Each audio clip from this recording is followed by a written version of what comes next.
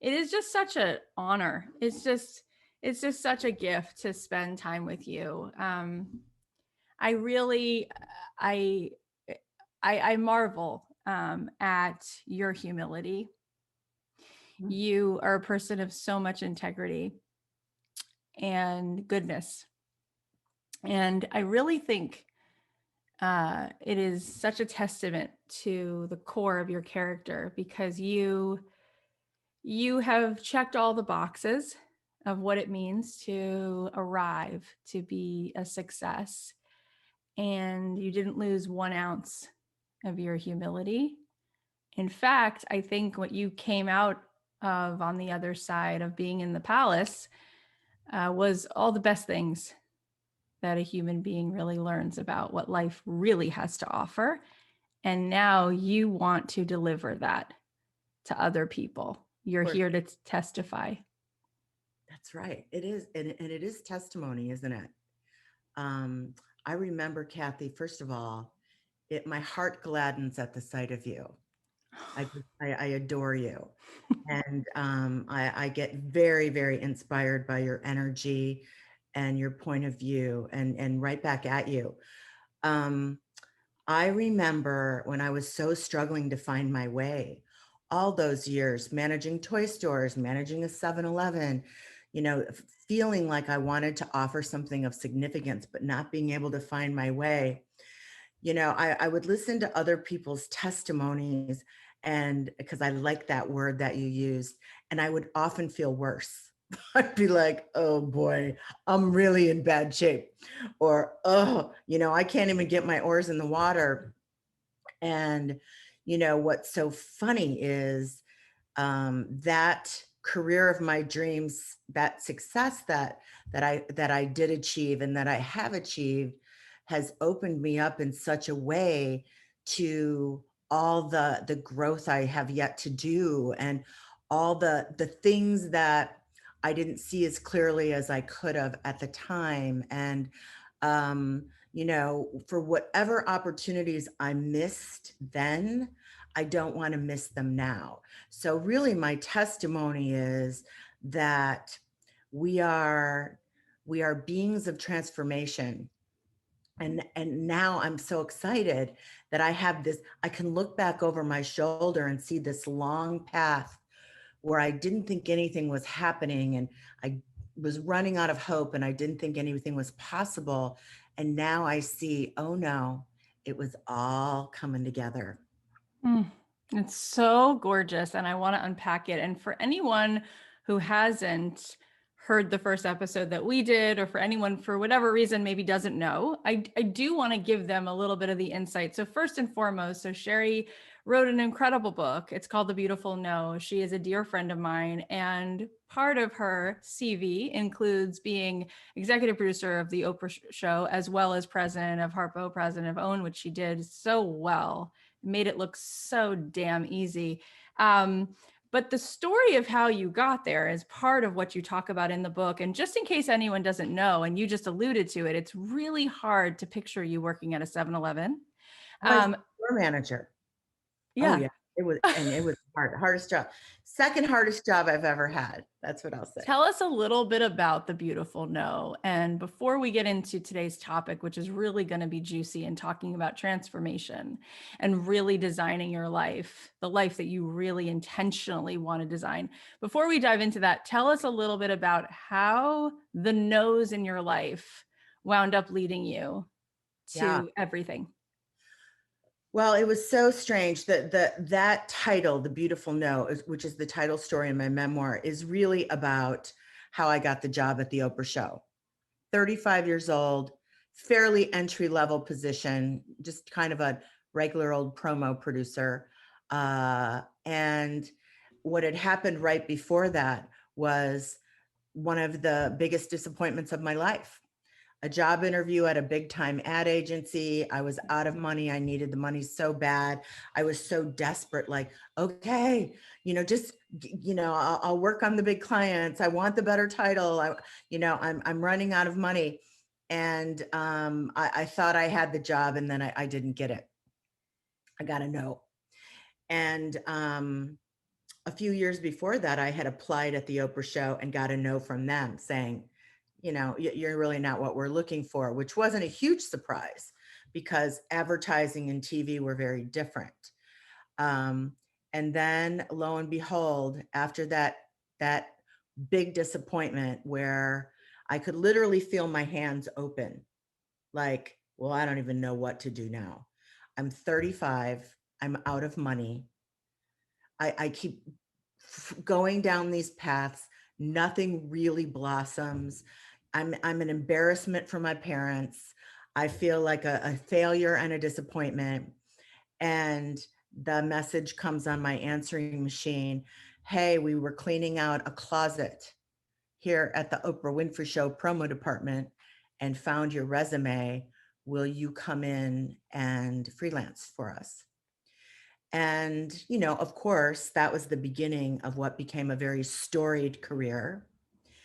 And I'd like to tell you that I was wise enough to know at the time that that no was beautiful, that at that big job I really wanted.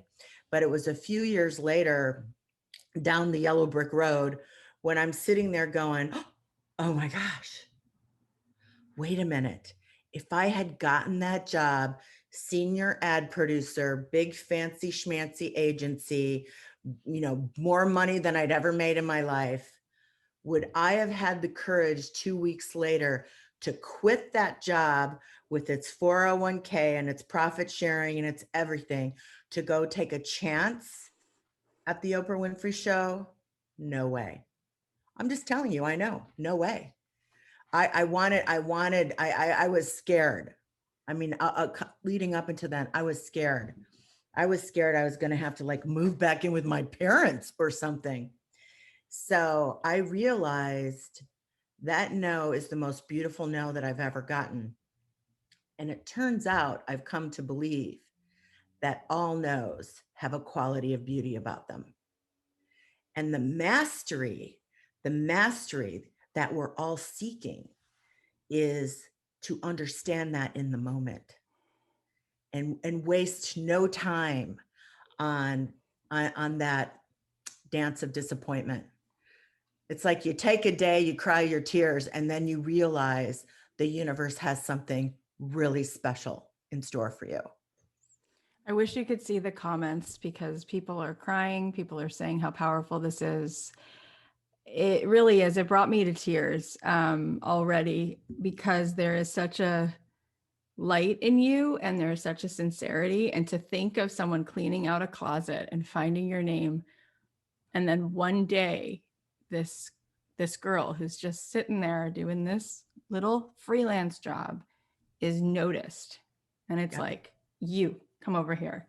Crazy. When did that go down? And was it her who saw you, or was it another producer who saw you? But when did that switch and they went, oh, Yeah. this is what you're bringing to the table? Well, gosh darn it. It didn't really ever feel like a moment, but I had gotten some really good advice. My former boss had said to me, because when I was going into freelance, my friends gathered around. We were pretty excited that something was coming through. And like, oh my God, this is destiny. This is the hand of fate. Um, he had said to me, I know what you can do. Don't worry about promotions. Don't worry about moving up. Don't worry about any of that. Just focus on what they're paying you to do. And I believe that Oprah will pluck you out. And I would say many people plucked, like someone who would say, hey, would you work on this? Hey, would you work on that? I was not the only executive producer of the Oprah show. I was the last one for the last 5 years. But there were wonderful executive producers that would give me a chance to write a script, to produce a book club, to do little things. But the big moment was the shock and awe moment in that building was when Oprah made me the executive producer. That was one of those things where I had to say to her, I think you're making a mistake. I don't think this is a good idea. And I made her write down on a piece of paper why. And she said, because you know my heart. And I took that little piece of paper and I framed it, and that was on my desk for, gosh, for 10, 12 years. And I would remember every day when it felt like the world was falling out of my head. Had 100,000 balls in the air, so many people to be responsible for, such a legacy to uphold. Like, why does she think I can do this? And then I would just read that and I would say, okay, here I go. I got it. It literally brings me to tears because she is somebody who you would think, gosh, one of the most famous people in the history of the world. Yeah, But yet it can be a very lonely place to be, and yeah, to feel seen, and yeah, to recognize that she knew that you could see her, yeah, that I told you that you have a goodness in you.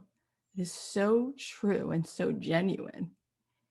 And Kathy, it you're gonna make matters. But I'm fun. saying it matters so much because think of that, a person at that level who is beloved by billions, Yeah, and in a sea of billions of people, she's like, but you see me, right? You can see me, and there's no agenda. And that is who you are. yeah, And that counts for a lot, right? And who would have thought that when you're managing a 7-Eleven, that your ability to be the kind of human that you are would be recognized? And it's so powerful. And really, that is one of her incredible legacies, is how she can see into other people and how many people she created stars out of, for love it. just seeing them for who they are. So And many. you did that for her.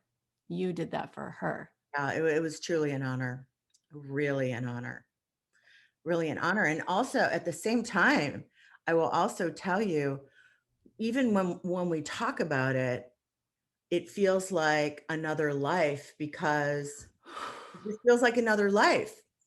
And it feels like a dream. Like I can remember some parts of it. It was at a very rapid pace. There are certain like memories that are indelible, but there are a lot of things. Someone will come up to me and say, "Oh, I met you when I was on the show. Do you remember?" And I'm like, "Oh." I mean, it was like 250, 350 people that you're meeting a day. Yep. And so I'm like, yes, kind of. But I do have some like blackouts. But I will say that that journey um, was foundational for everything I'm becoming. And I say becoming because I think for a lot of us, we get to a certain place in our life and we start to think it's time to wrap up, that's all you get. You've gone through the shop, your time for shopping is up. Now wrap it up and go sit in a lawn chair while other people come up. Mm. And what I'm here to tell you is that as long as you are breathing air, as long as you are breathing, as long as your little heart is beating, you are in the process of transformation. You are creative. You are offering a signal. You are sending yourself out into the world. You are making things. You are dreaming things up. You are visioning as long as your heart is beating. And to deprive yourself of that, the tendency is, well, whether people retire or have a big job or raise, beautiful children, and then it's like, well, I guess I'm done. I say, I say no to that. I say resist the temptation to assume stories in the culture that aren't yours, and really understand that, you get to keep refining this life. Yeah. You get to keep evolving it. My life, even though I had the best job on the planet, my life is so much better right now than it was Right. because I've kept going. These are my glory days. Yeah. Tomorrow will be my next set of glory days. And I think that mindset is crucial Mhm. to really arriving in your own life. Oh, what you just said is music. It's absolutely beautiful. And I want to touch on something that you said, and then I want to go into this transformation. But you said before, there was a part of me that was like, I don't know how I'm going to be able to live up to this, to do this job. You said, I told her, I think you're making a mistake. I mean, I can't even imagine the degree of imposter syndrome, which we hear about constantly from everyone in our community, that you would have being given the captain's chair to quarterback that show, right? In its most successful moment. And how did you rise into that? And what did you learn about imposter syndrome? And what did you learn about doing the work that you are being assigned to do without shrugging and saying, I do not think I can do this? Yeah. I've often in the quiet of my own heart, in a meditative state, asked myself, how did you do that? How did you like rise up beyond your trepidation, your fear, your Right, worry? Because it wasn't like I was in a small office somewhere. Like my mistakes would be global. right. Nobody admired and believed in the mission more than me. So screwing that up would be like going off a cliff. So I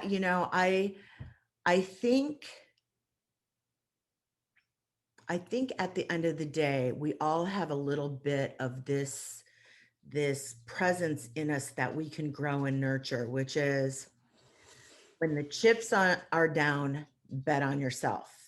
Like if it's gonna, I might, blow off or fail or not want to do some things that I'm kind of afraid of. But when my back is against the wall, I will bet on myself every time. Because when my back is against the wall, there's nowhere else to go but forward. Mm, And so it's true. just dig down and figure it out and do it. And then go in a corner because, nobody on the team wants to see me biting my nails going, so it's like, no, it's going to be fine. It's going to be fine. Oh my God. Go off into another side room. Is it going to be fine? Oh my God. What if this happens? What if that happens? As best you can, you calm yourself down and come back in and your back's against a wall and you keep moving forward. And you have to shut down that story in your mind about all the ways this could go wrong, all the ways you might fail, um, how awful you're going to feel when you do, all the ways you're not good enough. You literally have to say, turning that off, and I am going to insert a different story. And that's the story I'm going to listen to as often as I can. Yep. It's so powerful. And what's really just so obvious, and I mean, I just felt like saying it out loud. It's like, to me, the Oprah show, especially in that moment of the Oprah show, it's such sacred ground. I would say that the living room of that stage is almost at a higher vibration than the White House. Okay. It's like that stage, right? That place, the people who entered that field, you were playing with the best minds, the best that this culture has to offer.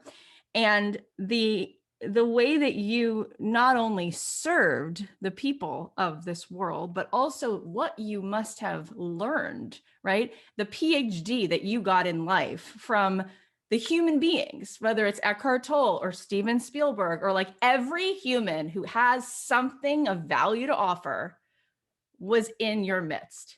Yeah. And so, who better to really share with the world what it looks like to design a life, what it looks like to really transform, than the person who was literally studying from the giants? I mean, it was a once in a universe what you guys did. That is Yeah. never happening again. It's never happening again. And it definitely, there was something that the timing was divine, the cast was divine, the team, there was just, divine energy all around that for textural moment in time, that the right audience showed up, the right people showed up to do the work, the right woman showed up to be ready to lead it. Um, and by that I mean Oprah. And the right things were talked about. And it was its own, it had a life of its own.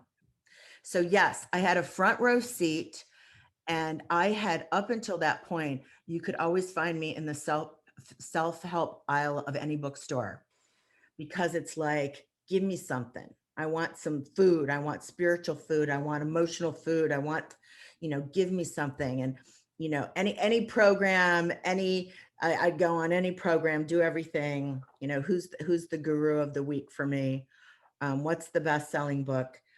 And through the process of the Oprah show, I often say the best company benefit that I ever got from working at Harpo Studios was being paid to build a spiritual life.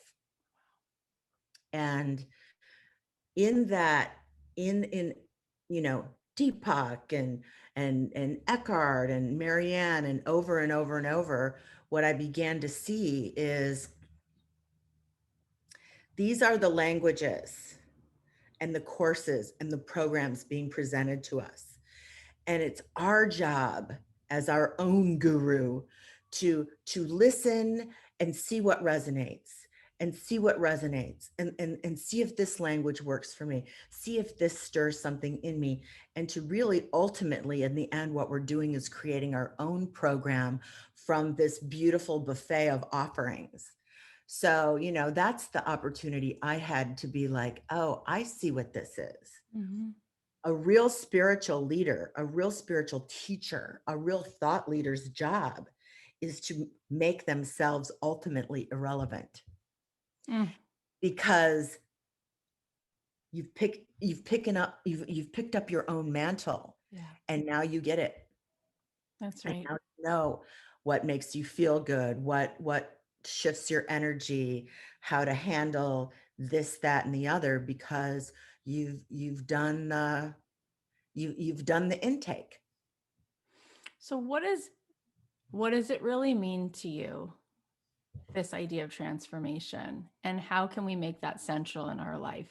Right. Well, there is this great little behind the scenes story that I remembered not too long ago. And I think I was talking about it with you, Kathy, that I was in the recording booth, and Jerry Seinfeld was there. And it was a big deal for him to be there. He didn't like do talk shows really or anything. And I happened to be standing there while he and Oprah are just having a bit of a gab.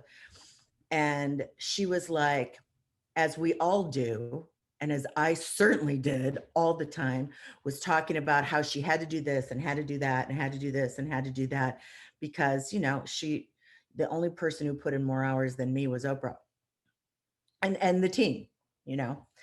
And Jerry just kind of looked at her, and I'm standing right here. Jerry just kind of looked at her and said, huh, why? It's your life, it's yours to design. And then that just kind of sat there. And of course, later in her office, we're like, oh my God, that was like, that was like gold from Jerry Seinfeld. Because, a truth, the reason why when truth lands on us, when we're like, is because we're remembering something that deep Right. inside ourselves we already know, which is this life is the gift you've been given, and it's yours to design. It's yours to design. It's not for anybody else to decide how you're going to spend your time, what your passions are going to be, how you're going to organize it. For many of us, my hands up. I've had many times in my life where external circumstances, I just let my life happen to me. It's like, oh, somebody wants me to go somewhere, I'm going. Oh, somebody wants me to show up for something, I'm doing that. And next thing I know, I mean, at the end of the day, I'm looking at my calendar and I'm like, oh my God, I've got the worst life. And I might have the worst job, because it's like a freaking runaway train, and I'm trying to keep up with it, instead of, oh, it's mine to design. It's mine to design. So I'm not going to be doing everything everybody else wants me to do. Yeah. Mm. I'm going to design it, and I'm going to have my own back in designing it. And I'm going to decide, what are my dreams? What matters to me? What's important to me? And I'm going to go through that learning process and design my own life. Ah, it's so good. It gives me chills. Everybody is enjoying this so much. I wish you could see the comments. Um, it's so beautiful. And I think that there must be some belief that it has to be hard.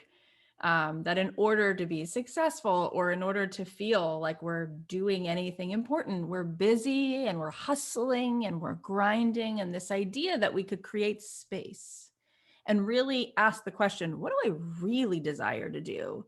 That could somehow lead us to a smoother, easier, more epic, higher resonant life. That's right. It's just not the path that we believe is available. And how can you show us in your own experience that it is? Right. Well, listen, I am a recovering Midwestern, off to the salt mine every day with my lunch pail girl, where yes, it's hard work and nothing happens without hard work. And, are you working hard enough? And success only comes with hard work. So being able to peel those belief systems away, and the only thing that did it for me was really developing that spiritual life. Yep. And the spiritual life asks of you, what are you being, not what are you doing? Yes. What are you being, not what are you doing? What are you being? What you are being is what you are bringing form to in your own life. What you're saying, your words are your creative tools. What you're thinking, what you're being is what's bringing form to your life. So the only thing I can say is this: I've had to demonstrate it to myself that the more I lean into being, the more I lean into only doing what I want to do and not what I think I should or have to do, the better my life gets and the more opportunities, the more ease my life becomes. It becomes easy. It becomes more of a flow. I do less things where I'm like, now why did I do that? I still do that from time to time, but it's not so much. It's ease and flow. And I'm about to demonstrate to myself over the next couple years that continue to demonstrate and to continue to unlearn the old patriarchal thinking that I have to work myself into a pile of sawdust um, in order to reach the top of the mountain, that I am going to grow some new wings and gently glide my way there. It's just so perfect. It really is. And it just puts me right where I want to sit. Like it just those words just bring me home. And I'm sure that that's how everybody's feeling. Everyone's saying, "Yes, I love this. Yes, yes, yes." And there are lots of exclamation points. Um yeah, I've realized that it's what you said, it's who you're being. And we get so fixated on the how. Well, how am I going to do this and how am I going to do that? When if you look at Oprah as an example, as one of the examples in this whole story, it was a vibrational match. It was, this is who I am showing up as in the world. Right. And then the door opened to give her the seat to do that, which she already gave herself Yes. permission that she was. She wasn't trying to do it, she was it. Yeah. And you, in the same way, showed up and just said, yes, yes. And here I am. And didn't say, I probably should say no or not accept it because I'm worrying about the how will I go from this job to this promotion. And what if it never, it's just like, here I am, available, period, end of discussion. And it was so obvious, plucked out of the crowd, boom, there it is. But you were a vibrational match for that. And so it is so interesting then, you've already done the hardest job, right? And you come out of this now and it's like you're relearning. Oh my Yes. gosh, why would I now choose to go back to worrying about the how when I could just claim a state of being that would open the portal to That's this right. next chapter? That's right. So this is like advanced class now. Right. But that 20-year stint was like, a little bit of grad school. This is like Wow. PhD of life mastery, which is what it is settling in to the knowing Yeah. that achievement and worth are not the same thing. Plucking, separating, untwining those two things, and knowing that, and maybe it's only because I've achieved so much that I can allow myself, I can see it now so clearly. It's not the same thing. That I was as worthy wearing the 7-Eleven smock, ringing up people's coffee, as I was sitting in the executive producer chair, running a big show, just as worthy. That they're not the same thing. So when you can then follow your passion and your heart with joy, and do the things you love with joy, and offer whatever gifts you come to offer with joy, that and it's and you already have the worth thing down cold, it's a very different experience.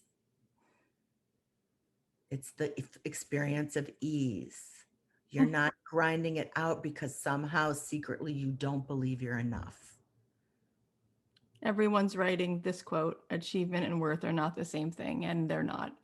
And it is so powerful to hear you say that I was worth the same serving coffee at 7-Eleven, and that is a fact. Yeah, Just like she was the same worthiness living in the South at 11 years old as she was taking the right. stage, center stage, in the front of the whole world.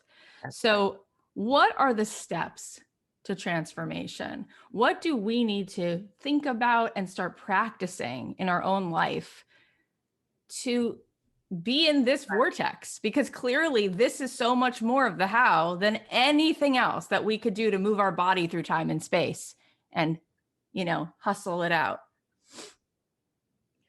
Well, it's been, um, I can tell you what I've done and what's been really helpful. And it begins right here. None of this, but I will say this, the work of transformation cannot be done with that mean old sourpuss that might live in your head right now. Yeah. That voice has to be retired. That voice has to be thanked for whatever service they provided and sent on their way. You've got to come up with the voice. I call it the voice I speak to babies in a grocery store with. Oh, you sweet little thing. Or I speak to my puppies, oh my beloved. You have to start practicing that voice, because any great transformative experience, if you're going to sign up for the path of transformation, you have to be willing to take that compassionate, kind, understanding gaze that you use on all kinds of other people, and you have to take a look at the landscape of your life as it stands right now. And then when you can do that, and I call it the reckoning, because there's a seriousness to it, but there's also great love to it, where you can start to like really ferret out, what are the unlived corners of my life? Where is there less life than I would like? Where are there less experiences than I would like? What am I avoiding? What am I like, hoping I don't ever have to face? And with this great love and understanding, facing it and saying, wow, well, I can see why I didn't spend a lot of time there, because I'm not very good at that. And I can see why this is a little, because I've put no attention on it. And that is the beginning of the path of transformation, which is cultivating the energy of so much love for self that you can only rise. And that's what transformation is. Transformation is arising from wherever you stand. I just have to say one thing, and then I'm going to piggyback on what you just said. I am so grateful that you have had the knowing to step forward and really speak your truth, because it's very easy for someone who was in that position behind the scenes to believe that that's where they are best serving the world. And I have had the pleasure of interviewing so many of the people who stood on that stage in the front of the crowd. And I can tell you with full certainty, when you speak, it is the combination of Liz Gilbert, Brene Brown, and all of those people put together. There is a wisdom and a power to the way you so succinctly articulate what it is that you need to say. It is such a gift. And I'm so grateful that you got it, because it's easy for the nurse to believe that the doctor needs to have center stage and she's over here and she's not grasping her For gift. sure. Yes. Well, write a book and then you have to go out and talk to people about it. That will get you over your behind the scenes comfort Well, really you're fast. so meant to be here, and I can't wait to see what continues to unfold. But back to what you were saying, I remember a conversation that Brene Brown had with Oprah about shame and perfectionism. And what you were just talking about, I've come to realize that so much of the killer in all of this is the shame, right? It's like, I can't accept these aspects of myself.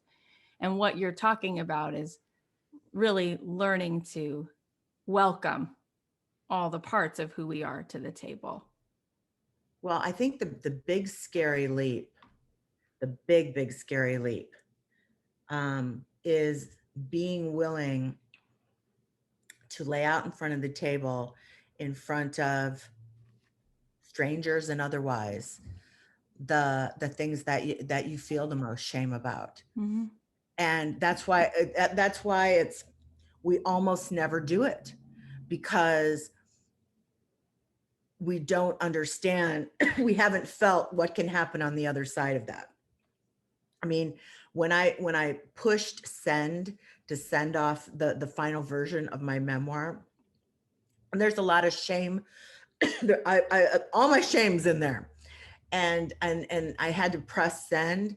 I remember this pit in my stomach, like, well, you're not going to be able to take this back. You who've kept up walls of privacy, there are people who've known you forever that don't know this stuff about you. This is really, this is a moment, and I could feel the desire to be like, forget it, I'm not doing it. And I'm here to tell you from the other side, having held my breath and jumped out of the plane and come to the other side and have had so many conversations about things that used to fill me with such shame. Shame and light cannot coexist. That is the theory of our beloved Brene Brown. And I will tell you, I have proven that to myself. It cannot coexist. Once you start having open conversations about the things that have really hurt your heart, things that fill you with complete and total embarrassment or humiliation, or the things that you most don't want anybody to know about you, it's over. You're free. You're free because the light, you have let the light in. And when you share of yourself that way, the first thing you find out is everybody has their same suitcases of the same stuff. And the minute we're just all a little bit more honest with each other, that we don't feel like the big fancy pants career person, or we don't feel like the most popular girl in the world, or we don't feel like this, or we don't feel like that, all of a sudden we don't have to play those roles anymore, and we can just get really real. Ah, That is transformation. That's like fertilizer all over the path of transformation. that is so, it really is the word freedom. It really is. That's Yeah, such a beautiful way to describe it. And so do you have, wouldn't say the word advice, but do you sort of have the wish for people that maybe they would experience that whether it's writing a memoir or just telling their story, do you believe that that would set a lot of people free to share their story? I do. I do think it would set a lot of people free. And here's what I say. What I say is, again, if what I'm saying resonates, if you think, well, maybe me too, then I am up for that with anybody who's ready for that. Anybody who is is kind of your toes are right up to the line, that you think that maybe if I start sharing more of myself and more of my fears and more of the things I really don't want anybody to know about myself, maybe I can begin to bring it to the light too. That's what I say. Yeah, that's really, it's so powerful. And it really has been my experience over and over again. And, recently with our Made to Do This students, I broke down and I just cried in front of everyone. And I said, I just want to hold the space for how hard it is when you are really working to overcome certain things in yourself, or you're really working to do whatever it is you set out to do. And now you know too much to go back. You know too much to go back. And yet you've been doing things to protect yourself for such a long time. And I just wanted to hold space for how human that is. And I have moments where I've spent a week doing breath work or a silent retreat or Joe Dispenza, and I am well aware of how I'm sabotaging myself. And I know I still do not want to let go of whatever this coping mechanism is. And I have to reckon with that. And I'm like, what is that? I now am choosing this suffering, this way that I'm sabotaging myself. It's like, yeah, because there's a 6-year-old, 4-year-old, 9-year-old Right. who made a decision that I would not be hurt in a certain way. And it is like a survival thing. And so, And now it's very practiced. yes, exactly. And so I think it's what you're saying, though, is just, it's so epic. And we live in this culture of constantly seeing the most curated, perfect expressions, Yes. of which it's not, right? Like it's just, those are all smoke and mirrors. And we know this, and we know this. And so Sheri has written this beautiful memoir, and I believe that you're going to be helping other people write their story come the new year. Is that correct? I am. I'm going to launch a 5-day free thing. It's going to be Write Your New Story 2021. And it's going to be all the stuff we're talking about right now. Like specifically, how do you begin to look at your life differently? How do you release yourself so you can start to float up into that energy of transformation? Not the thing I used to do January 1st, which is all the Right. the harsh view of all the things I had to change so I could whittle myself into something more perfect. Instead, it's more like, how can I release my heart? Yeah. How can I find that new voice of love and compassion so I can float up and rise up and begin that path of transformation for myself that only I can guide myself on? I love what you just I'm said. gonna have fun with that. I'm gonna have fun with that. It's it's very much based on the memoir and how I began to do it. And what I know now from that process has transformed my life forever and then some. Well, everyone is saying, I'm in. I can't wait. It sounds amazing. We'll make sure that everyone knows about it. I certainly want to be a part of it. Just 7 minutes with you, I feel like I just spent 16 hours in a meditation. That's how I honestly feel. I wanted to ask you, when you were talking about looking ahead at this new year, which we all are, and this year has been the year that never was, in so many ways, and in so many ways the most meaningful year, right? What would you say might be one question to ask ourselves, one little step into designing the life that we really want for this new year? Yes. All right. So I'll share what I'm doing with my own self. Um, Here's the very simple question. Every area of your life, what do you want now? Not just what do you want now? I mean, this time last year, I was concocting this 5-city speaking career, traveling all over hither and yon, living out of a suitcase life. And then, of course, it was canceled. Hmm. And now I go, Is that what you really wanted to do? I'm not sure that was. Right. I'm not sure that was. I mean, I was launching myself down a path. I mean, a little bit of that, but I'm actually kind of a homebody. And I'm like, is that the joy, the wonder, Yeah.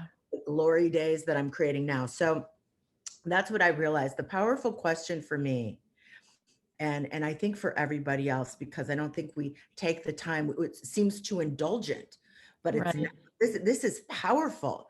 This is called designing your life. It's yours to design. Thank you, Jerry Seinfeld. Which is, what do I want now? Right now, not 6 months ago, not 2 years ago, not 10 years ago. What do I want now? And that is what comes after that sentence is is part of the treasure map for 2021. I love it so much. And speaking of which, if you want to ask Sheri some questions over the next 10 minutes, put them in the chat Mm. and we can have a little casual conversation and we can address some of your specific questions. There's a little bit of a delay always on the comments. So before those come in, let me just ask you one other thing, which is you've journeyed so far as a human yourself and you've met some of the most incredible people. What is one of the consistent things that you see in all of these people, in all of you, that is a thread of, oh, this is what I see over and over again, that Yes, has allowed that person to create such a truly successful life, a rich, wealthy, in terms of happy, successful right. well-being in their life? All right. So here's the $1 million secret. Not all of them are happy. And that there's nobody who knows more than you do. Wow. There's nobody who knows more than you do. You might not have excavated it yet.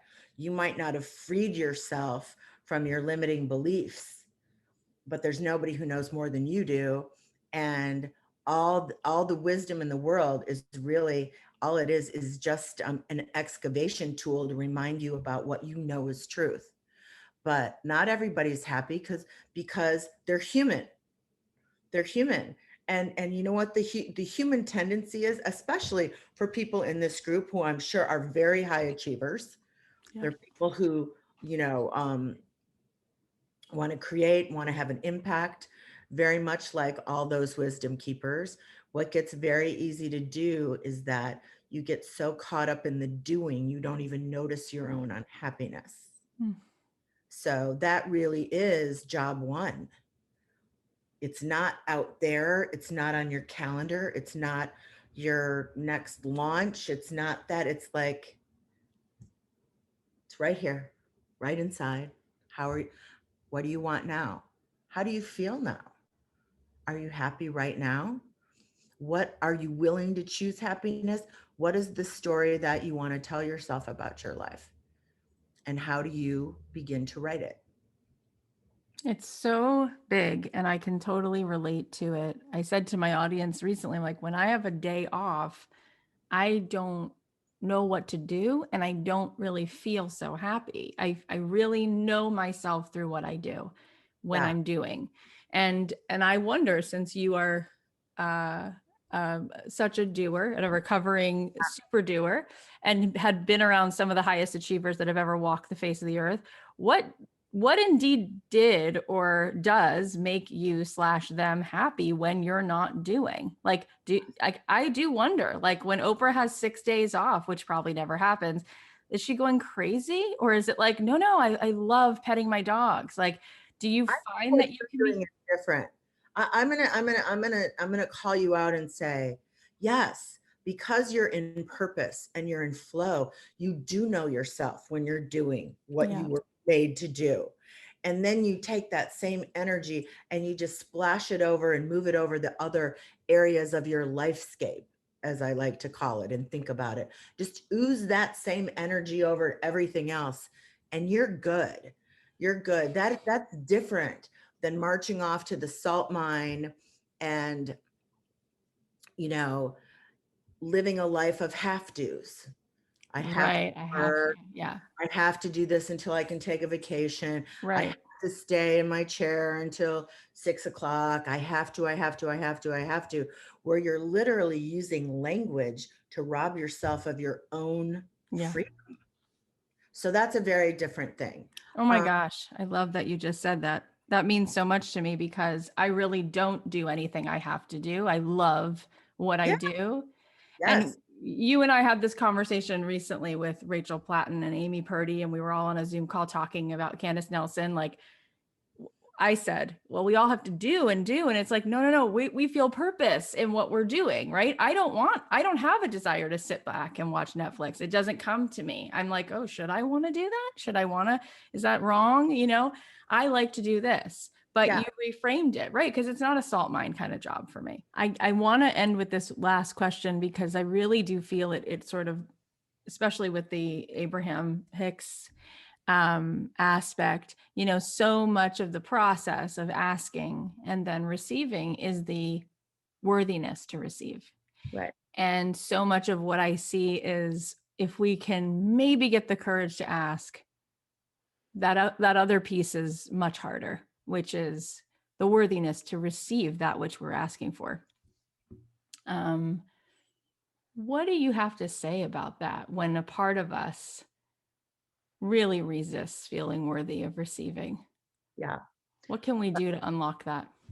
Well, here's the process as I understand it, based on that those spiritual teachings, which is you don't even really have to ask because you're just doing that automatically all day long. Don't really like this, would rather have this, don't really like this. And and it's given, so it is lined up and it's waiting. Your job is what do I want now? And making happiness your compass. Your job is to what am I feeling right now? I'm feeling trepidation. What I really want to feel is I really want to feel calm and I want to feel ease.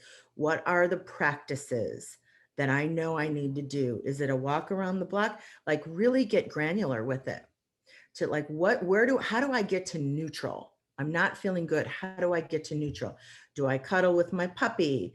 Do I make a cup of tea? Do I just remind myself? Do I do my appreciation list? Like, what are your practical tools to get back to neutral? And then do a little appreciating, like, you know what? It is good.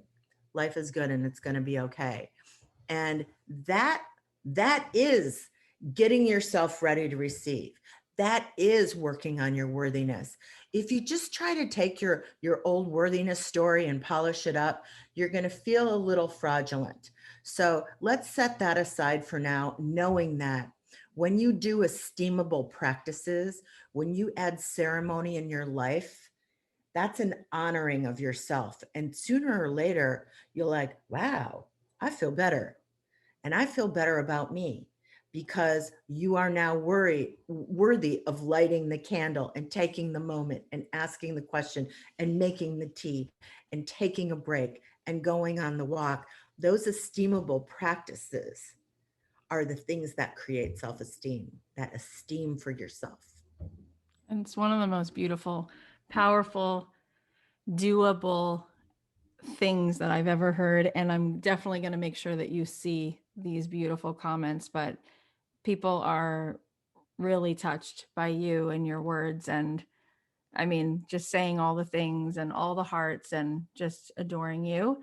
Tell us where they can continue to find you and follow along and how can they sign up for whatever's coming next. Yes, SheriSalata.com. I'm going to throw everything up there. SheriSalata.com. And gearing up for I'm gonna tonight I'm gonna go live on Instagram with a new social show. What's your beautiful no? And I'll be inviting you on, Miss Kathy Heller, where we're gonna I can't excavate wait. one of your beautiful no's. And then I'll do the big course in January that you have, I mean, pulled out of me. Let's not even act like you're not behind the scenes. Oh, Coaching it's so me, easy. cajoling me, inspiring me. So that'll be my big offering in the new year, and it'll be very much powered by your very special energy, Miss Kathy Heller. I have been bombed by the Kathy Heller experience, and I will never be the same. And so yeah, so sherisalata.com, that's where Love you. everything. I love you too. You're the best. And as I said to you privately in a Voxer message the other day, I just feel so honored and grateful and humbled that you, who has just so much of a fire hose of wisdom to give, also lets me in some way be there for you. I mean, you just don't ever stop giving gifts, and to let someone feel that they're needed is a very, very holy thing. And it's so easy to love you, and it's such a gift to be in your presence. And I get just so much from just witnessing you do you. So thank you for being here. And I will let everybody know about this launch that you're doing, this 5 days. It's going to be so awesome to write our way into the new year with you by our side. You are the very best. This was one of my favorite hour and a half, hour, 15 minutes ever. And thank you. Thanks for everything. And God bless you. Happy holidays. Thank you, everybody, for Holidays. watching. To be continued. Bye.